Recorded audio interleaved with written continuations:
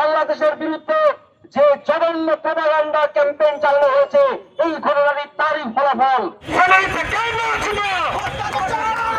আমাদের সাথে শত্রুতা করবেন না। 5ই আগস্ট পরবর্তী সময়ে বাংলাদেশে কোন প্রকার নতজানু পররাষ্ট্রনীতি চলবে না। আপনারা জানেন 5ই আগস্টের পর থেকে আমাদের মহান জুলাই গণ অভ্যুত্থানের মধ্য দিয়ে বাংলাদেশের স্বৈরাচারী ফ্যাসিস্ট সরকারকে উৎখাতের পর থেকেই ভারত থেকে বিভিন্ন ধরনের প্রোপাগান্ডা চালানো হয়েছে। বাংলাদেশের অভ্যুত্থানকে ভিলিফাই করার চেষ্টা করা হয়েছে। বাংলাদেশের অভ্যুত্থানকে সন্ত্রাসীদের কর্মকাণ্ড হিসেবে প্রতীয়মান করার চেষ্টা করা হয়েছে। ক্রমাগত বাংলাদেশিদেরকে মানবতাহীন পশুর জায়গায় নামিয়ে নিয়ে এসে তাদের মানবতার অবলম্বন ঘটনা হয়েছে।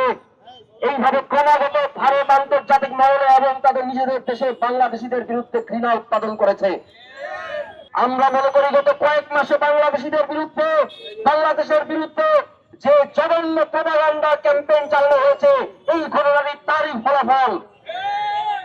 আমরা বলতে চাই, ভারতের বর্তমান শাসক গোষ্ঠী, কায়েমি স্বার্থান্বেষী এলিট মহল, তারা মানবতা বিরোধী, তারা নারী বিরোধী, তারা উগ্র জাতীয়তাবাদী।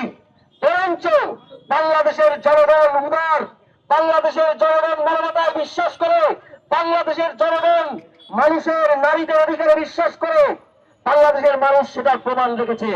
আজকে ভারতের স্বার্থান্বেষী গোষ্ঠী তাদের দেশে কাউকে নিরাপত্তা দিতে পারে না। ভারতের জনগণকে বলবো, আপনাদের সাথে আমাদের শত্রুতা নাই।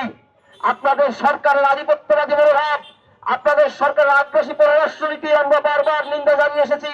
আমাদের বোন ফেলানি থেকে শুরু করে এখনো সীমান্তে গণহত্যা চলছে, সীমান্তে হত্যা চলছে, গুলি করে আমাদের ভাই বোনদেরকে মেরে ফেলা হচ্ছে। আপনাদের এই সরকার যে উগ্র মানসিকতা ছড়াচ্ছে, আমাদের বিরুদ্ধে আপনাদের কাছে প্রোপাগান্ডা ছড়াচ্ছে, তারা আপনাদের নির্ভয়াকে কিন্তু নিরাপত্তা দিতে পারে নাই।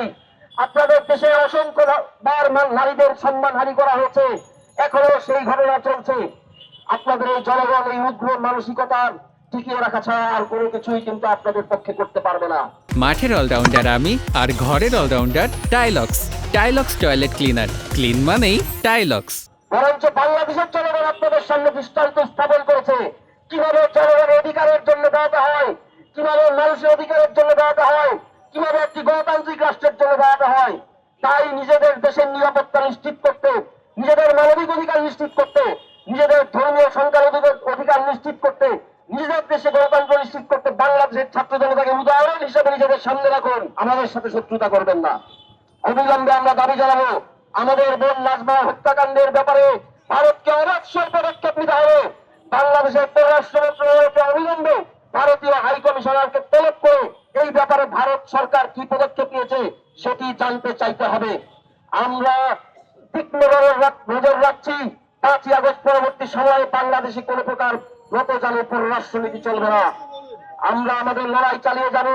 আমাদের শহীদের তালিকা বড় হচ্ছে, হয়তো আরো বড় হবে, কিন্তু আমরা থামবো না যতদিন না পর্যন্ত আত্মমর্যাদা সম্পন্ন একটি বাংলাদেশ, সমৃদ্ধশালী বাংলাদেশ মাথা উঁচু করে পৃথিবীর বুকে দাঁড়াতে পারবে।